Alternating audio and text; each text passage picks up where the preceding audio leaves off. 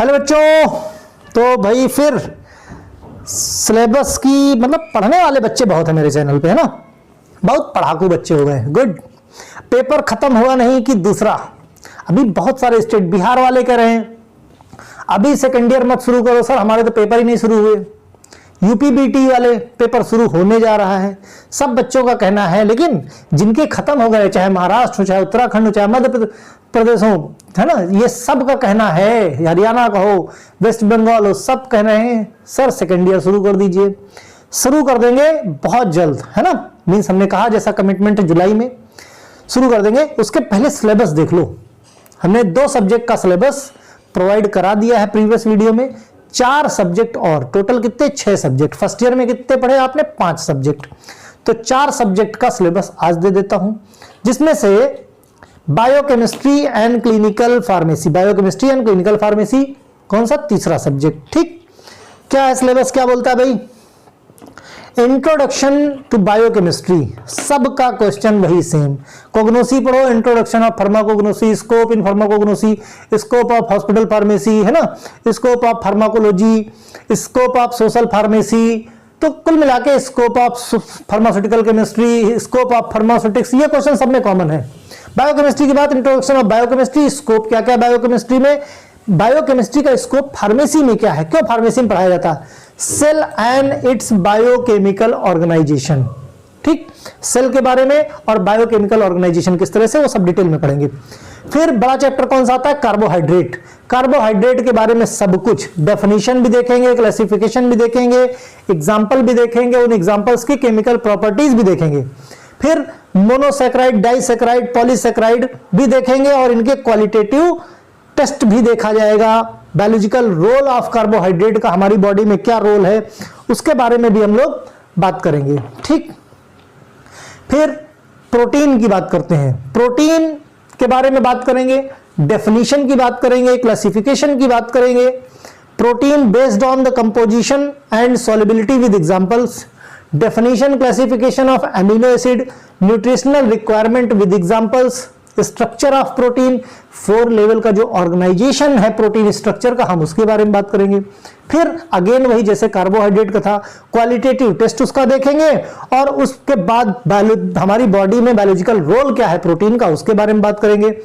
माल nutrition, protein की कमी से रिलेटेड या स्टारवेशन जो हो जाता है या प्रोटीन डिफिशियंसी से जो उससे रिलेटेड डिजीज है, मींस बेनिफिट भी देखेंगे और डिसऑर्डर्स भी देखेंगे।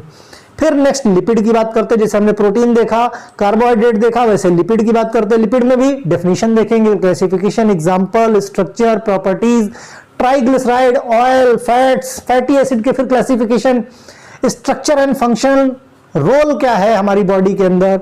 फिर लिपोप्रोटीन्स क्या होते हैं, उनके टाइप क्या होते हैं, कंपोजिशंस क्या होते हैं, फंक्शन क्या होते हैं। फिर अगेन क्वालिटेटिव टेस्ट उनका देखेंगे और उनका बायोलॉजिकल रोल हमारी बॉडी में क्या है वो देखेंगे। ठीक, फिर बात करेंगे न्यूक्लिक एसिड की।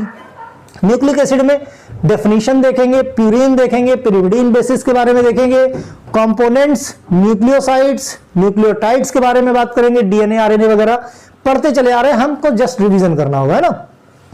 एंजाइम्स के बारे में कोग्नोसी में भी पढ़ रखा है, लेकिन यहां पे थोड़ा सा डीप में जाएंगे। डेफिनेशन, प्रॉपर्टीज, आईयूबी, एमबी क्लासिफिकेशन देखेंगे, factor affecting enzymes, mechanism of action of enzyme, enzyme inhibitors की बात करेंगे, therapeutic and pharmaceutical importance of enzyme की बात करेंगे, विटामिन्स के बारे में बात करेंगे, definition and classification of vitamins, है ना। सोशल फार्मेसी में काफी कुछ देखा है, यहां पे और डीप में जाएंगे। सोर्सेज क्या होते हैं, मींस काफी कुछ मच सिमिलर है। फार्माकोग्नोसी, केमिस्ट्री और सोशल फार्मेसी मिला दोगे तो बायोकेमिस्ट्री का काफी कुछ पोर्शन आपको मिल जाएगा। नेचर, फंक्शन, कोएंजाइम्स, है ना, डाइटरी रिक्वायरमेंट्स जो भी है, वाटर सॉल्युबल विटामिन्स और फैट सॉल्युबल विटामिन कौन से हैं उनके बारे में बात करेंगे। फिर मेटाबॉलिज्म के बारे में स्टडी एंड साइकिल, पाथवे क्या क्या है ना। मेटाबॉलिज्म कार्बोहाइड्रेट का, मींस जो कार्बोहाइड्रेट है कैसे बनेगा, कैसे यूज होगा और कैसे बॉडी में डिस्ट्रॉय होगा, उन सब के बारे में टीसीए साइकिल के बारे में बात करेंगे। फिर मेटाबॉलिज्म ऑफ लिपिड के बारे में बात करेंगे, मेटाबॉलिज्म ऑफ प्रोटीन के बारे में बात करेंगे, है ना। बायोलॉजिकल ऑक्सीडेशन के बारे में बात करेंगे। फिर नेक्स्ट क्या है, मिनरल्स के बारे में, कितने टाइप के होते हैं, माइक्रो होते हैं, मैक्रो होते हैं, उनकी डिफिशियंसी से क्या क्या डिसऑर्डर्स हो सकते हैं और हमको डेली रिक्वायरमेंट में कितनी रिकमेंडेशन है कौन से मिनरल की, है ना। बाकी काफी कुछ सोशल फार्मेसी में देखा है, इसमें और डीप में देख लेंगे। वाटर एंड इलेक्ट्रोलाइट्स के बारे में, किस तरह से वाटर बॉडी में डिस्ट्रीब्यूटेड होता है, कितना परसेंट में होता है, उसका क्या इस्तेमाल होता है, कितना टर्नओवर है, कितना बैलेंस है, उसमें इलेक्ट्रोलाइट कंपोजिशंस कौन कौन से हैं। बॉडी फ्लूइड भी एक तरह से का क्या है, वाटर कंपोजिशन है। उस फ्लूइड के अंदर जिसको क्या बोलते हैं, इलेक्ट्रोलाइट्स बोलते हैं। अगर डिहाइड्रेशन हो गया, उसका कम हो गया हमारी बॉडी में, तो किस तरह से डिसऑर्डर हो सकता है, किस तरह से प्रॉब्लम हो सकती है, और फिर रिहाइड्रेशन थेरेपी कैसे, मींस उसको कैसे रिकवर करेंगे, इन सब के बारे में हम लोग बात करेंगे इसमें। फिर इंट्रोडक्शन ऑफ बायोटेक्नोलॉजी की बात करेंगे। ऑर्गन फंक्शन टेस्ट के बारे में बात करेंगे, मींस जैसे डायग्नोस्टिक टेस्ट कह सकते हो आप। किसी के लीवर में प्रॉब्लम हुआ तो लीवर फंक्शन टेस्ट, किडनी में प्रॉब्लम हुआ kidney function test, gall bladder में प्रॉब्लम है gall bladder function test, heart में प्रॉब्लम है ना, लंग्स में प्रॉब्लम है, तो किसी ऑर्गन में अगर किसी तरह की कोई प्रॉब्लम है तो वो सही काम कर रहा है कि नहीं काम कर रहा है, इसके लिए हम ऑर्गन फंक्शन टेस्ट तरह तरह के होते हैं, डायग्नोस्टिक एजेंट्स का है। फिर फंक्शन वो कैसा करता है, रूटीन में किस तरह से है, लिपिड प्रोफाइल वगैरह टेस्ट की बात करेंगे इसमें। Next introduction to pathology of blood and urine. Blood and urine के बारे में कंप्लीट डिटेल में बात करेंगे कि जैसे यूरिन टेस्ट होता है, ब्लड टेस्ट होता है, तो उससे कौन कौन सी डायग्नोसिस होती है, कौन कौन सी बीमारी पता चलती है। मैंने कहा ना बहुत बढ़िया सिलेबस अब जाके बन पाया है। अभी तक क्या था, पढ़ रहे थे, इस्तेमाल नहीं आ रहा था। अब सारी चीजें उसी तरह से जो आगे चल के ये सब पढ़ोगे, ब्लड टेस्ट है, यूरिन टेस्ट है, कल को हॉस्पिटल में ट्रेनिंग करोगे, जाके अपना खुद का मेडिकल स्टोर खोलोगे, साइड में प्रैक्टिस करने की कोशिश करोगे, कम्युनिटी फार्मेसी खोलोगे, छोटे मोटे फर्स्ट एड क्लिनिक खोलोगे, ये सारी चीजों के बेसिक नॉलेज एटलीस्ट एक फार्मासिस्ट को होनी चाहिए, राइट। फिर भाई बायोकेमिस्ट्री हो गया हमारा। नेक्स्ट की बात करें फार्माकोथेरेपेटिक्स, कौन सा, फार्माकोथेरेपेटिक्स के बारे में बात करेंगे। 75 आवर्स टोटल है, यानी वीक में 3 आवर्स आपको पढ़ने होंगे, हफ्ते में 3 दिन। हाँ, तो इसमें क्या भाई, फार्माकोथेरेपेटिक्स में introduction, scope and objective of pharmacotherapeutics या rational use of medicine, evidence based medicine, essential medicine, list and standardization, standard treatment and guideline, जिसको क्या बोलते हैं STG, ठीक है, standard treatment guideline STG, okay. फिर कौन सा नेक्स्ट टॉपिक क्या है, definition, aetiopathogenesis, clinical manifestation, non pharmacological and pharmacological management of the disease associated with. Next कौन सी, कार्डियोवैस्कुलर सिस्टम के बारे में, उससे रिलेटेड डिजीज कौन सी, जैसे hypertension, angina, myocardial infraction, hyperlipidaemia, CHF congestive heart failure. Respiratory से रिलेटेड कौन कौन सी है, अस्थमा, COPD। एंडोक्राइन से रिलेटेड कौन कौन सा भाई, डायबिटीज है, थायराइड डिसऑर्डर्स है जिसमें हाइपो और हाइपोथायरॉयडिज्म है। सेंट्रल नर्वस सिस्टम जैसे कि एपिलेप्सी की डिजीज हो गई, और कौन सी हो गई, पार्किंसंस डिजीज हो गई, अल्जाइमर हो गया, स्ट्रोक हो गया, माइग्रेन हो गया, ठीक। नेक्स्ट GIT ट्रैक से रिलेटेड कौन सा डिसऑर्डर है, इसमें गैस्ट्रो इसोफेजियल रिफ्लक्स डिजीज होती है, पेप्टिक अल्सर होता है, अल्कोहलिक लीवर डिजीज होती है, इन्फ्लामेटरी बाउल डिजीज है जिसको क्रोन्स डिजीज भी बोलते हैं, या अल्सरेटिव कोलाइटिस, ठीक, अल्सर हो जाता है। हेमेटोलॉजिकल डिसऑर्डर की बात करें, इसमें क्या है, जैसे आयरन डिफिशियंसी एनीमिया हो गया, मेगैलोब्लास्टिक एनीमिया हो गया।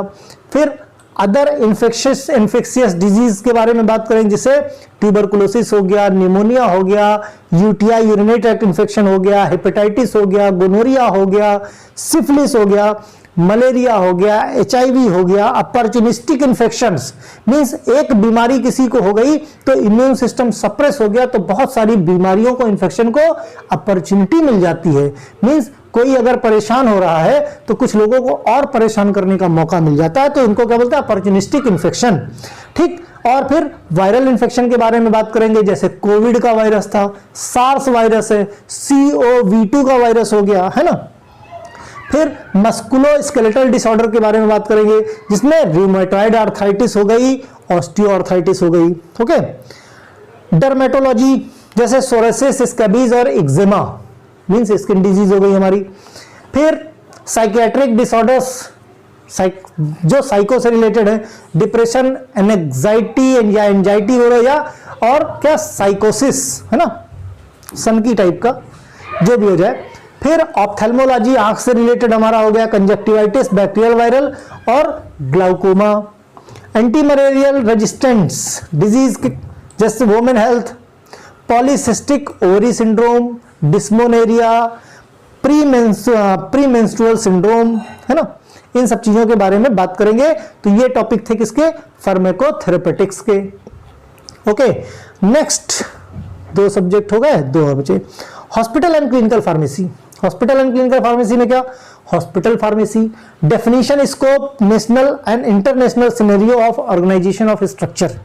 ठीक, डेफिनेशन हॉस्पिटल फार्मेसी की क्या है, क्या स्कोप है, नेशनल और इंटरनेशनल सिनेरियो में हॉस्पिटल के ऑर्गेनाइजेशन का क्या स्ट्रक्चर होना चाहिए, प्रोफेशनल रिस्पांसिबिलिटीज क्या होती हैं फार्मासिस्ट की इन हॉस्पिटल फार्मेसी, क्वालिफिकेशन कितना होना चाहिए, एक्सपीरियंस, वर्क एक्सपीरियंस कितना होना चाहिए, जॉब की स्पेसिफिकेशन क्या है, वर्कलोड क्या है, professional relationship, inter professional relationship कैसी होनी चाहिए, गुड फार्मेसी प्रैक्टिस जिसको जीपीपी बोलते हैं, है ना, इन हॉस्पिटल क्या होनी चाहिए, हॉस्पिटल फार्मेसी के स्टैंडर्ड्स क्या हैं, हॉस्पिटल फार्मेसी के स्टैंडर्ड एफआईपी बेस्ड स्टेटमेंट होने चाहिए।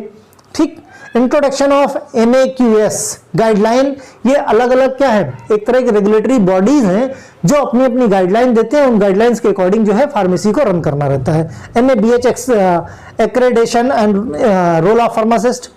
नेक्स्ट है different committee in hospital. Hospital के अंदर अलग अलग तरह की कमेटी बनती हैं जो पॉलिसी बना, कुछ हैं जो पॉलिसी बनाती हैं, कुछ हैं जो पॉलिसी परस्यू करवाती हैं, कुछ है जो उनमें डिफेक्ट ढूंढती हैं, कुछ हैं जो मॉडिफाई या अमेंडमेंट्स लेके आती हैं। तो अलग अलग, जिसको हम क्या बोलते हैं, फार्मेसी थेरेपेटिक कमेटी। इसके ऑब्जेक्टिव क्या है, क्यों बनाया जाता है, कंपोजिशन क्यों हुआ, इनका फंक्शन क्या है, इनके बारे में बात करेंगे। हॉस्पिटल फॉर्मुलरीज के बारे में बात करेंगे जिसमें डेफिनेशन, प्रोसीजर्स, भाई हॉस्पिटल फॉर्मुलरी क्या, उसके अंदर सब कुछ जो हॉस्पिटल के अंदर जितनी भी दवाएं इस्तेमाल होती हैं, जितने भी इंस्ट्रूमेंट हैं, जो दवा ऑब्सोलीट हो गई है, सब चीजों के बारे में एक तरह के हॉस्पिटल की रेड बुक मान लो। जैसे पहले के जमाने में विलेन होते थे, उनके पास एक लाल कलर की डायरी होती थी, उसमें उनके जितने कॉन्टेक्ट थे, मींस अगर पुलिस को वो मिल जाए तो उनका पूरा सर्कल गिरफ्तार हो जाता था, है ना। ठीक उसी तरह हॉस्पिटल के अंदर हॉस्पिटल फार्मुलरी होती है, हॉस्पिटल में कौन सी दवा इस्तेमाल होती है, कौन सी नहीं होती, वो सारी डिटेल उसमें लिखी होती है। इन्फेक्शन कंट्रोल कमेटी होती है, जैसे हॉस्पिटल फार्मेसी थेरेपेटिक कमेटी के साथ साथ इन्फेक्शन कंट्रोल थेरेपी। इसमें के रोल ऑफ फार्मासिस्ट क्या होता है, प्रिवेंटिव एंटीमाइक्रोबियल रेजिस्टेंस के प्रिवेंशन के लिए फार्मासिस्ट का क्या रोल है। फिर बात करेंगे supply chain and inventory control pharmacy का कैसे कैसे स्टोर रहता है। इसमें preparation of drug list, drug की लिस्ट प्रिपेयर की जाएगी जिसमें अलग अलग किया जाएगा, इमरजेंसी ड्रग अलग, हाई रिस्क ड्रग अलग, H1 शेड्यूल की ड्रग अलग, है ना, अलग अलग शेड्यूल के हिसाब से, अल्कोहलिक नार्कोटिक की अलग, उस हिसाब से उनको मंगाया जाएगा। जो कॉस्टली है वो कम मात्रा में मंगाई जाएंगी, जो ज्यादा बिकती हैं वो ज्यादा मात्रा में मंगाई जाएंगी। इन्वेंट्री कंट्रोल टेक्निक कैसी होनी चाहिए, EOQ जैसे इकोनॉमिक ऑर्डर क्वांटिटी क्या होना चाहिए, रीऑर्डर क्वांटिटी का क्या लेवल होना चाहिए, मींस कितनी हमारे पास मिनिमम स्टॉक बचे कि हमको तब रीऑर्डर करना है। ओके, टर्नओवर कैसे इन्वेंट्री का मेंटेन करेंगे, inventory management, central drug store, है ना। First FIFO means first FIFO मतलब फर्स्ट इन फर्स्ट आउट, पहले जो आया वो पहले जाएगा, मींस जो पहले आया उसकी एक्सपायरी पहले होगी, वो ड्रग पहले निकालनी है। इसको क्या बोलते हैं, FIFO method. Expiry drug removal and handling, expiry drug का इस मींस ज्यादा नुकसान ना होने पाए उसके लिए क्या, दवा एक्सपायर हो उससे पहले वो दवा बेच दो। जिसकी मैन्युफैक्चरिंग पहले हुई है उनको पहले निकालो, जिनकी बाद में हुई है उनकी एक्सपायरी भी बाद में होंगी, उनको बाद में निकालो। फिर ड्रग डिस्ट्रीब्यूशन सिस्टम की बात करें, ड्रग डिस्ट्रीब्यूशन सिस्टम में इन पेशेंट, आउट पेशेंट, ठीक, डेफिनेशन, एडवांटेज क्या है, फ्लोर स्टॉक मेथड क्या होता है, यूनिट डोज डिस्ट्रीब्यूशन क्या है, ड्रग बास्केट मेथड क्या है, सैटेलाइट फार्मेसी क्या है, ऑटोमेटेड ड्रग डिस्पेंसिंग सिस्टम क्या होता है, इनके बारे में सारी बात की जाएगी। ठीक, फिर कंपाउंडिंग इन हॉस्पिटल, हॉस्पिटल के अंदर भी कभी कभी कई बार क्या होता है, बल्क में मटेरियल मंगवा लिया जाता है, फिर उनकी कंपाउंडिंग की जाती है, प्रिपरेशन ऑफ ड्रग की जाती है और फिर डिस्पेंस किया जाता है, उसके बारे में बात की जा रही है। बड़े बड़े IV मिक्सचर्स आ गए, है ना, इंट्रावेनस के, फिर उनको छोटी छोटी बॉटल्स में टोटल पेरेंटल प्रिपरेशंस जो बनाई जाती हैं। रेडियो फार्मास्यूटिकल्स की बात करेंगे, रेडियो फार्मास्यूटिकल के स्टोरेज की बात करेंगे, डिस्पेंसिंग की बात करेंगे, डिस्पोजल की बात करेंगे। ठीक, कैसे डिस्पोज होगा, कैसे डिस्पेंस होगा और कैसे स्टोर करके रखेंगे रेडियो फार्मास्यूटिकल्स। ओके, फिर मेन चीज क्या, application of computer in hospital pharmacy practice. Hospital pharmacy की प्रैक्टिस में कंप्यूटर यानी टेक्नोलॉजी का क्या रोल है। भाई सब कुछ तो कंप्यूटर में है, कितनी दवा आई, कितनी आपने बेची, कौन सी खत्म होने वाली है, भाई कंप्यूटर में रहेगा। ऐसे आप रजिस्टर पे सर्च करते रहोगे तो पता नहीं चलेगा कौन स्टॉक में खत्म हो गया। कंप्यूटर पे है, उसमें सॉफ्टवेयर में डाल दो, अलार्म, डिस्प्ले, जो दवा एक आपका बफर लेवल है कि उस लेवल के नीचे उसका स्टॉक हो गया तो वो रेड हो जाएगा, अपने आप रेड हो जाएगा, आपको पता चल जाएगा इसको अब हमें दोबारा मंगाना पड़ेगा, इसकी क्वांटिटी बहुत कम बची हुई है। ठीक, फिर क्लिनिकल फार्मेसी की बात करेंगे। क्लिनिकल फार्मेसी में क्लिनिकल ट्रायल्स वगैरह आते हैं, मींस दवा जब बनती है, बनाई गई पायलट लेवल पे, छोटे लेवल पे बनाई गई, उनकी टेस्टिंग की गई, फिर बड़े लेवल पे बनाई गई, फिर बड़े लेवल पे टेस्टिंग की गई, जब फाइनली अप्रूवल। भाई ये सारा क्लिनिकल ट्रायल्स के बारे में सारी डिटेल हम लोगों ने कोविड के टाइम पे देख ली, बहुत एडवर्टीजमेंट, फर्स्ट के clinical phases, first phase, second phase, third phase, पहले एनिमल्स में, फिर हेल्दी पर्सन में, कुछ लोगों में, फिर बड़ी से ज्यादा लोगों में किया जाता था। तो ये सारी बातें इसमें हम लोग करेंगे। Daily activity of clinical pharmacist, daily activity क्या होनी चाहिए, उनके डेफिनेशन क्या है, गोल क्या है। वार्ड राउंड पार्टिसिपेशन, वार्ड के अंदर उनका राउंड कैसे होता है। ट्रीटमेंट चार्ट रिव्यू, जो ट्रीटमेंट होगा उसका चार्ट का रिव्यू। एडवर्स ड्रग रिएक्शन की मॉनिटरिंग, मींस किसी तरह से एडीआर, ड्रग का एडवर्स रिएक्शन पेशेंट को ना होने पाए। Drug information, poisoning information, medication history, patient counselling, inter professional collaboration, इन सब चीजों के बारे में बात करेंगे। फिर फार्मास्यूटिकल केयर के बारे में, definition, classification, drug related problems, principle and procedure to provide the pharmaceutical care. Medication therapy management, home medication review, means hospital में पेशेंट है, पूरा मॉनिटरिंग होती है, उसके बाद दवा देके उसको डिस्चार्ज करके घर भेज दिया जाता है। घर में जाके वो कैसे रिव्यू करेगा, मींस किस तरह का मेडिकेशन उसका चलेगा, उसका भी रिव्यू किया जाता है। Clinical laboratories test used in the evaluation of disease significance, जैसे haematological, liver function, renal function, thyroid function test, test associated cardiac disorders या फ्लूइड इलेक्ट्रोलाइट बैलेंस की बात करें, पल्मोनरी फंक्शन की बात करें, तो ये सारी चीजें जो है क्या रहती हैं, हमको इसमें पढ़नी है। नेक्स्ट बात करें हम पॉइजनिंग की, पॉइजनिंग और उनके एंटीडोट्स की। टाइप ऑफ पॉइजनिंग, कितने तरह की पॉइजनिंग होती है, उनके क्लिनिकल मैनिफेस्टेशन क्या है और उसके अगेंस्ट में एंटीडोट कौन सा देना है, किस तरह से देना है। ड्रग पॉइजनिंग इंफॉर्मेशन सेंटर्स होते हैं, उनके क्या क्या सर्विसेज होती हैं, फार्मासिस्ट का क्या रोल होता है, इसके क्या एडवांटेज हैं, क्या डिसएडवांटेज, इन सब के बारे में बात करेंगे। फिर फार्माकोविजिलेंस के बारे में बात करेंगे, डेफिनेशन क्यों होता है, उसका एम क्या होता है फार्माकोविजिलेंस का, स्कोप क्या होता है, ओवरव्यू फार्माकोविजिलेंस के बारे में, भाई वो सब चेकिंग पे निकलते हैं ना कि सब सही चल रहा है कि नहीं चल रहा है। मेडिकेशन एरर, कई तरह की मेडिकेशन एरर हो जाती हैं, कई बार पेशेंट इलिटरेट होता है, कई बार केयरलेस होता है ना, कई बार नर्सेस से प्रॉब्लम हो जाती है, कई बार फार्मासिस्ट से प्रॉब्लम, तो वो किस टाइप की, कितने टाइप की एरर्स हैं, क्यों होती हैं और उनको कैसे दूर करेंगे, फार्मासिस्ट को इन्वॉल्व करके वो कैसे दूर की जाती हैं, ये सारी चीजें जो टेक्नोलॉजी इस्तेमाल करते हैं, जो टेक्निक्स इस्तेमाल करते हैं, उनके बारे में बात करेंगे। ड्रग इंटरेक्शन के बारे में बात करें, उनके क्लिनिकल सिग्निफिकेंस क्या क्या है ड्रग इंटरेक्शन के, उनके बारे में बात करेंगे। ठीक, तो ये हुई हमारी हॉस्पिटल एंड क्लिनिकल फार्मेसी, ये तो प्रैक्टिकल की डिटेल है। नेक्स्ट है pharmacy law and ethics. Pharmacy law, pharmacy में मींस भेषज विज्ञान का कानून क्या है और उसके एथिक्स क्या है, उसके बारे में हम लोग पढ़ेंगे। सारा कानून बहुत जरूरी है, बहुत इंपॉर्टेंट है।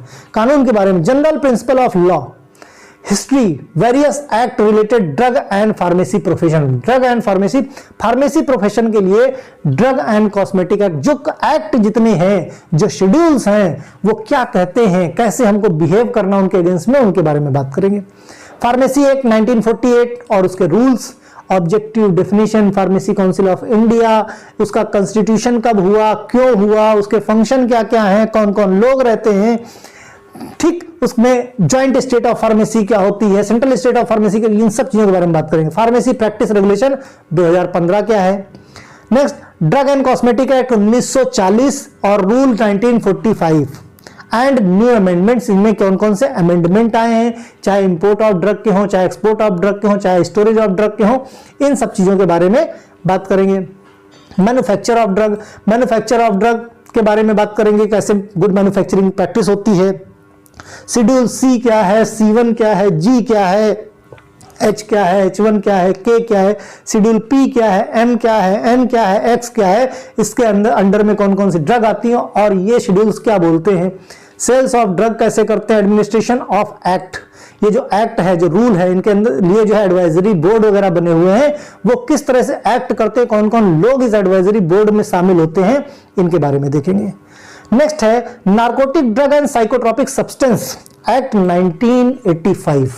ठीक, बहुत इंपॉर्टेंट है और हमेशा क्वेश्चन आता है इससे। ठीक, तो इसके ऑब्जेक्टिव क्या है, डेफिनेशन क्या है, अथॉरिटीज इनके क्या है, ऑफिसर्स कैसे काम करते हैं और इनका वायलेशन जब होता है तो क्या क्या ऑफेंसेस लगते हैं और इनका वायलेशन होने से रोका कैसे जाए। फिर पढ़ेंगे हम लोग drug and magic remedies act, objectionable advertisement act, drug and और उसका मैजिक रेमेडी, है ना, इनके ऑब्जेक्टिव क्या है, definition, prohibition, certain advertisement classes, exempted advertisement क्या क्या होते हैं, ऑफेंसेस क्या है, पेनल्टीज क्या है। ठीक, अगर वायलेशन हुआ तो prevention of cruelly to animal, means जो एनिमल्स हैं उनके साथ जो क्रूएलिटी होती है उसके अगेंस्ट में कौन कौन से एक्ट हैं, वो किस तरह से काम करते हैं, अगर उनका वायलेशन हुआ तो क्या पेनल्टीज पड़ेंगी, कितने दिन का प्रिजर्वमेंट होगा। इसके लिए भी इंस्टीट्यूशनल एथिकल कमेटी बनाई गई है, वो कमिटीज क्या है, इन पे जांच करती है। और फिर ऑफेंसेस एंड पेनल्टीज जो कुछ भी होते हैं, उनके पावर्स क्या क्या, उन सब के बारे में बात करेंगे। पॉइजन एक्ट 1919 1919 वेरी इंपॉर्टेंट है ना। पॉइजन क्या होता है, पॉइजन कहां से आता है, क्यों आता है, क्या इस्तेमाल होता है और कैसे उसको ओवरकम करते हैं। ठीक, FSSAI food safety and standard authority of India, कहीं भी कुछ भी लेते होगे फूड प्रोडक्ट तो देखो उस पर अप्रूवल होता है किसका, FSSAI का। तो अभी तक हम प्रिंट देखते आए हैं, क्या होता है इसके बारे में बात करेंगे जब हम ये सब्जेक्ट पढ़ेंगे। ठीक, फिर नेशनल फार्मास्यूटिकल प्राइसिंग अथॉरिटी, ये जो प्राइस डिसाइड होते हैं किसी भी चीज के, कोई भी फूड प्रोडक्ट हो, कोई भी मेडिसिनल प्रोडक्ट हो, इनके जो प्राइस डिसाइड होते हैं, ऐसा नहीं कि आंख बंद कर दिया हमने बना दिया तो हाँ भाई हम कुछ भी प्राइस रख लेंगे, ऐसा नहीं होता। बाकायदे नेशनल फार्मास्यूटिकल प्राइसिंग अथॉरिटी होती है, वहां पे कोटेशंस दिए जाते हैं कि ये प्राइस, ये हमारी लागत लगी है इसको बनाने में और इस प्राइस पे हम बेचना चाहते हैं, राइट। तो फिर वहां से जब अप्रूवल मिलता है तब एक प्राइस डिसाइड होता है फॉर्मुलेशन के अकॉर्डिंग। ठीक, तो ये पॉलिसीज हैं, देखेंगे। कोड ऑफ फार्मास्यूटिकल एथिक्स क्या होते हैं, इनकी डेफिनेशन क्या है, एथिकल प्रिंसिपल्स क्या होते हैं, एथिकल प्रॉब्लम्स कैसे हैं, उनको सॉल्व कैसे करेंगे, रजिस्ट्रेशन कैसे होगा, कोड ऑफ एथिक्स क्या है फार्मासिस्ट का, प्रोफेशन कैसा है, फार्मास्यूटिकल ओथ क्या होती है, फार्मासिस्ट की ओथ क्या है, ये सब बातें हम बात करेंगे इसमें। मेडिसिनल टर्म MTP जिसको बोलते हैं, medical termination and pregnancy act, किस कंडीशन पे किया जा सकता है, क्या ऑफेंसेस हैं, क्या वायलेशन के में पेनल्टीज हैं, ये सब बात करेंगे। Role of all the government pharma regulatory bodies, government का क्या रोल है फार्मा की रेगुलेटरी बॉडीज पे।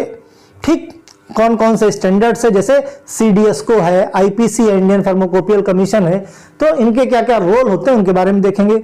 Good regulatory practice, good documentation practice, good manufacturing practice, इसके बारे में बात करेंगे। Next, introduction to BCS system of classification, basic concept of clinical trials के बारे में बात करेंगे। ANDA के बात करेंगे, NDA के बात करेंगे, न्यू ड्रग एब्रीविएशन के बारे में बात करेंगे, एडिशनल न्यू ड्रग एब्रीविएशन के बारे में बात करेंगे, न्यू ड्रग डेवलपमेंट के बारे में बात करेंगे, है ना, क्लिनिकल ट्रायल्स किस तरह से होते हैं उनके बारे में बात करेंगे। फिर ब्लड बैंक के बारे में, है ना, ब्लड बैंक सुना है, ब्लड डोनेशन करते हो, लेकिन वो कैसे होता है, वहां पे कौन कौन सी कंडीशन होती हैं, कैसे स्टोर करके रखते हैं, ये सब बात करेंगे। फिर clinical establishment act rule aspect related to pharmacy, क्या होता है भाई, बायो मेडिकल वेस्ट मैनेजमेंट कैसे किया जाता है, वेरी इंपॉर्टेंट है, कौन कौन से एस्पेक्ट होते हैं फार्मा मैन्युफैक्चर में, किस तरह से वहां का जो वेस्ट निकलता है, जो स्पिलेज होता है, जो रिजेक्शंस होता है, उनका डिस्पोजल करने का कौन सा मेथड होता है कि भाई हमारे एटमॉस्फेयर में पॉल्यूशन क्रिएट ना करे। जो प्रोडक्ट निकाला है उसको न्यूट्रलाइज, कुछ एसिड निकाला तो उसको बेस के साथ न्यूट्रलाइज कर दो ताकि जब वो डिस्पोज हो तो किसी तरह की प्रॉब्लम ना होने पाए। फिर बायोएथिक्स की बात करेंगे, बेसिक कॉन्सेप्ट की बात करेंगे। आईसीएमआर बहुत आप लोगों ने सुना होगा, है ना, कोविड में खुद देखा होगा, आईसीएमआर ने ऐसा कह दिया, आईसीएमआर ने ये डेटा दे दिया, आईसीएमआर ने ये डेटा दे दिया। तो जब पढ़ेंगे तो आईसीएमआर क्या होता है उसके बारे में कंप्लीट जानकारी। Introduction to consumer protection act. Consumer protection act क्या होता है? जो कंज्यूमर को बचा के रखता है, अदरवाइज तो इतने बड़े बड़े लोग बैठे हुए हैं कंज्यूमर को खा जाएं। इसीलिए हर चीज के लिए कानून बना है और उस कानून का किस तरह इस्तेमाल करते हैं और उस कानून के अंदर क्या कहता है, ये सब चीजों के बारे में पढ़ेंगे। ठीक, हमने कहा ना बहुत ही बढ़िया सिलेबस बना है जो बिल्कुल टुवर्ड्स द आज के सिनेरियो में है। इसको जब आप पढ़ोगे तो जो इस्तेमाल होने वाली चीजें हैं वो आपको समझ में आएंगी। Introduction to disaster management act. कभी कोई डिजास्टर आ गया, जैसे कोविड पैंडेमिक हो गया, है ना, ये क्या एक तरह का डिजास्टर ही तो है। जैसे सुनामी आ जाती है, फ्लड आ जाता है, क्या है, डिजास्टर्स है, फिर कोई नहीं बचने वाला। वैसे कोविड था, डिजास्टर है एक तरह का। तो ऐसे डिजास्टर में कौन कौन से मैनेजमेंट होते हैं, सेंट्रल गवर्नमेंट या स्टेट गवर्नमेंट का क्या रोल होता है, कौन कौन सी कमेटी उसमें एक्टिव होती है, जैसे आईसीएमआर वगैरह हो गया। ठीक, ये सब देखेंगे। मेडिकल डिवाइसेस के बारे में देखेंगे, उनकी कैटेगरी के बारे में देखेंगे। बेसिक एस्पेक्ट क्या होते हैं रिलेटेड टू मैन्युफैक्चरिंग और sale of the medical devices. ठीक, तो इस तरह से ये आपका खत्म होता है syllabus complete D form second year का। इसको देख लेना, देखते रहो और रट डालो सिलेबस। खाली टाइम बचा है, सिलेबस रट डालो। मैं वैसे भी पढ़ाने के पहले मेरा पहला स्टेप एक ही यही होता है कि मैं अपने स्टूडेंट को यही बोलता हूं, सिलेबस आपको रटा होना चाहिए। बहुत सारे क्वेश्चन आपके सिलेबस से ही आपके आ जाते हैं। सिलेबस जब रट गया, क्या कहना चाहता है सिलेबस, फ्री टाइम है, बिल्कुल बिंदास होकर पढ़ो और बिल्कुल इस बात की टेंशन मतलब सर जल्दी खत्म, एंजॉय करो। थोड़ा एग्जाम दिए हो, टाइम मिला है, ऐस कर लो, उसके बाद तो फिर पढ़ना है। ठीक है, ये टाइम जल्दी मिलता नहीं है। ओके, तो बाय।